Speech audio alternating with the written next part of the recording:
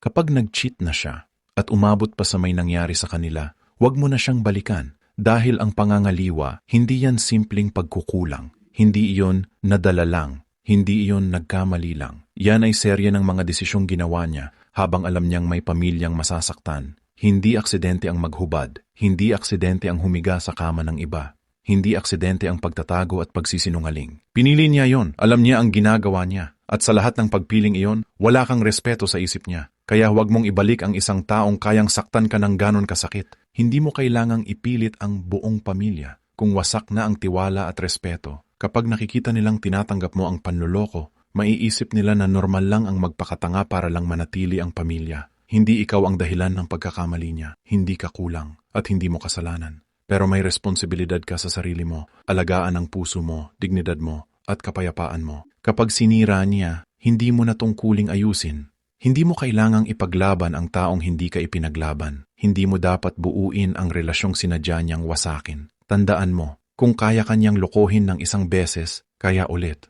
Kung kaya niyang pumili ng iba habang inaalagaan mo ang pamilya, wala na yung respeto, kaya kapag nag-cheat siya at may nangyari pa, bitawan mo na. Hindi dahil mahina ka, kundi dahil sapat na ang lakas mo para piliin ang sarili mo. Piliin mo ang kapayapaan, piliin mo ang healing, piliin mo ang buhay na hindi ka paulit-ulit na sinasaktan. Karapat dapat ka sa tapat na pagmamahal, hindi sa tira-tirang respeto, at hindi sa taong pinili kang lokohin. You deserve better, and you are allowed to walk away.